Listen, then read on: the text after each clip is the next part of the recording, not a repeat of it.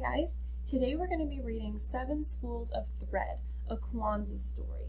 Kwanzaa is another holiday celebrated around the same time as Christmas. It's celebrated from December 26th all the way until January 1st. It's not a religious holiday, it's more of a cultural holiday celebrated in some African American cultures, originating in Africa, but a lot of it is celebrated in the US today as well.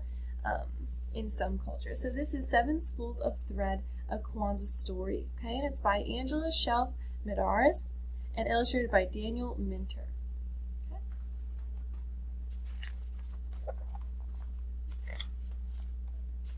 All right, so here's an African proverb. Sticks in a bundle are unbreakable. Let's make that clear, go away. Yep.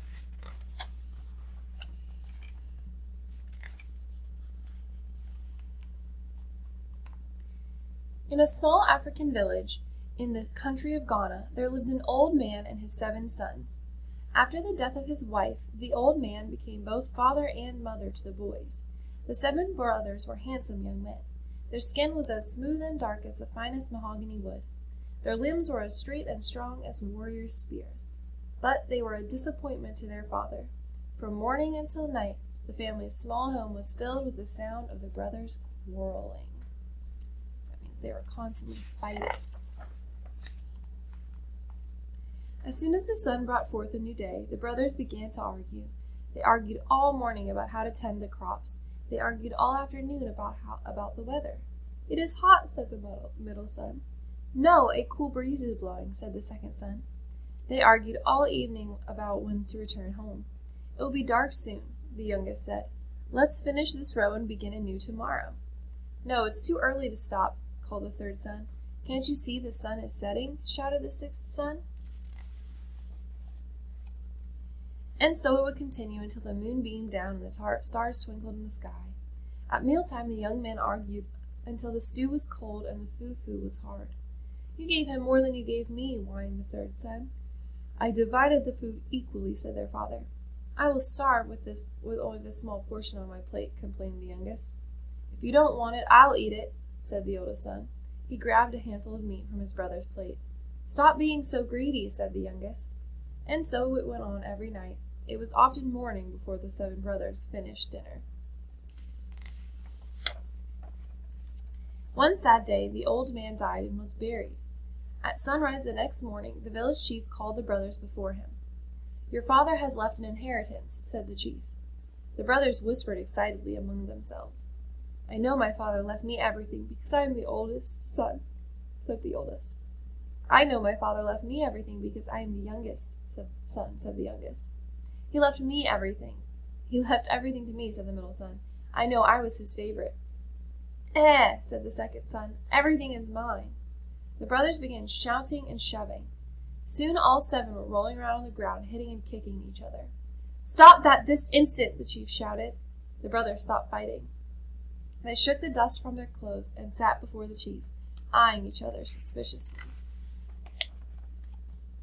"Your father has decreed that all of his property and possessions will be divided among you equally," said the chief. "But first, by the time the moon rises tonight, you must learn how to make gold out of these spools of silk thread. If you do not, you'll be turned out of your home as beggars." The oldest brother received blue thread, the next brother red, the next yellow. The middle son was given orange thread, the next green, the next black, and the youngest son received white thread. For once, the brothers were speechless. The chief spoke again. "From this moment forward, you must not argue among yourselves or raise your hands in anger towards one another. If you do, your father's property and all his possessions will be divided equally among the poorest of the villagers. Go quickly, you only have a little time." The brothers bowed to the chief and hurried away.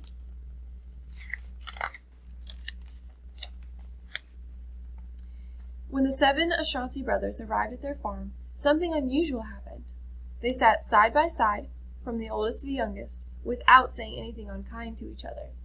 "My brothers," the oldest said after a while, "let us shake hands and make peace among ourselves." "Let us never argue or fight again," said the youngest brother. The brothers placed their hands together and held each other tightly. For the first time in years, peace rested within the walls of their home. "My brothers," said the third son quietly, Surely our father would not turn us into the world as beggars. I agree, said the middle son. I do not believe our father would have given us the task of turning thread into gold if it were impossible. Could it be, said the oldest son, that there might be small pieces of gold in this thread?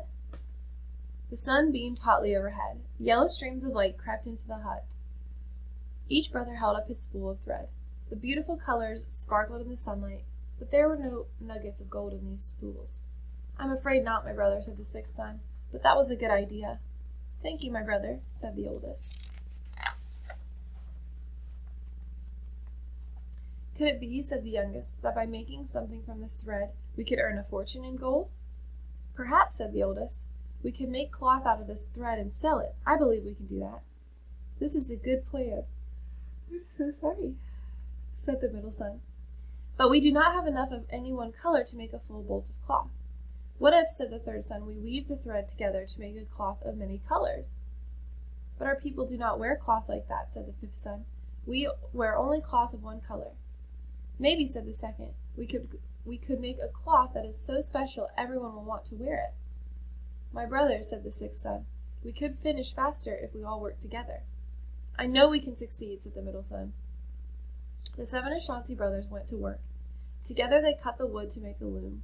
The younger brothers held the pieces together while the older brothers assembled the loom. They took turns weaving cloth out of their spools of thread. They made a pattern of stripes and shapes that looked like the wings of birds. They used all the colors, blue, red, yellow, orange, green, black, and white. I really apologize. Soon the brothers had several pieces of beautiful multicolored cloth. When the cloth was finished, the 7 brothers took turns neatly folding the brightly colored fabric. Then they placed it into 7 baskets and put the baskets on their heads. The brothers formed a line from the oldest to the youngest and began the journey to the village. The sun slowly made a golden path across the sky.